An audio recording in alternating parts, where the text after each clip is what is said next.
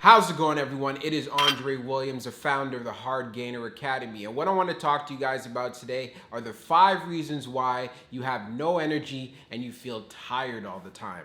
So the reason why we need to address this, because we want to make sure that each and every single day you're coming out as the best version of yourself. So let's get started. So the first one being is you are not getting enough high quality sleep. This is why I say it is very important to have a consistent sleeping pattern.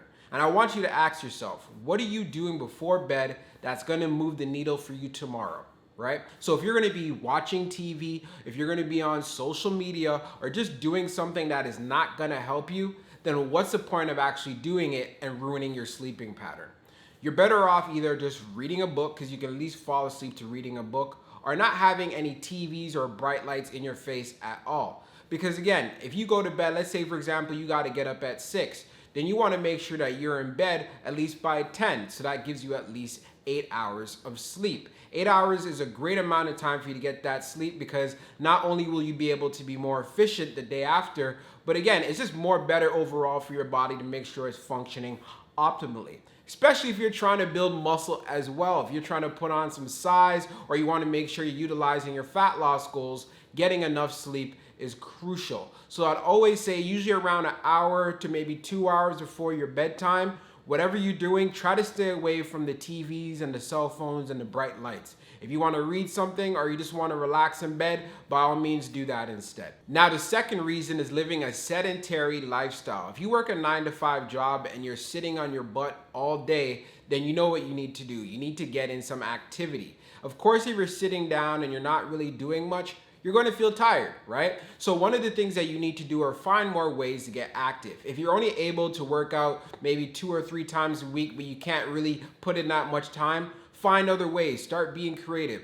Examples could be like wherever you work, you might want to take the elevator, or you might want to park further away. Or maybe when you go out on your lunch break, actually leave the office. Or even when you want to talk to someone across the office, maybe walk over. Again, get your body moving, get your legs moving. Even if you gotta go to the bathroom, instead of going to the bathroom, it's on the same floor, maybe you can go down a floor. Again, be creative. The more active you are, your body's gonna have to adapt to that activity. If you're just gonna be sitting down all day at work and then you go home and then you sit down all day, that's what's gonna happen. Your body's gonna adjust to that, all right? So get in some more activity and stop living a sedentary lifestyle. Now, the third reason is either you're eating too little or you're eating too much. When you eat a lot of food, you're gonna feel more lethargic, you're gonna feel tired. That's why when I say when you are bulking, you wanna make sure you're doing it correctly, when you're trying to put on weight to be exact. Because if you eat way too much, not only will you put on a lot of fat, but you're more likely to feel lethargic. When you're eating too little, so let's say for example, you're leaning down. If you're eating well below your caloric deficit, then you're just not gonna have that much energy. You're gonna be moody, you're gonna feel tired, and you're just gonna be frustrated. So again, by doing this is going to affect your overall energy levels. So you gotta really find that fine balance in regards to what your goals are. If you're trying to lose fat, then you want to make sure you have a minimal caloric deficit. If you're trying to gain weight, you want to make sure your caloric surplus is not too high.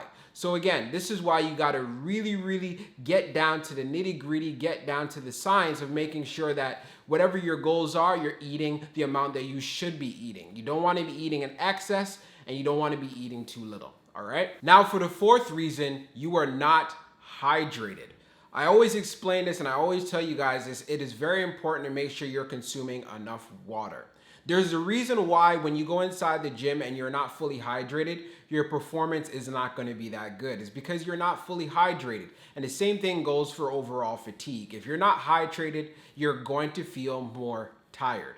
So a lot of times what I always say is try to drink water throughout the day. All right, so whether you have a water bottle or you have something where you know what, you can keep track of your water intake, that is great. Have it consistently throughout the day. Just don't have it in spurts. You want to make sure you're continuously hydrated. I can't emphasize this point more than enough. If you're going to think about, well, you know, what are some ways that I could actually spice up my water a little bit? You could put some lemon in there to give it some more flavor. And again, you don't really need to add too much, but it's also a great way to get in some more water while enjoying it in the process if you don't like water alone. Now for the fifth reason, your stress levels are too high. So you got to find ways to actually manage it. So whether you're dealing with stress, either it's at work or has something to do with relationships or just anything that's going on in your life in general, you got to find ways of how you can address it. One of the best things that you could do is actually being active.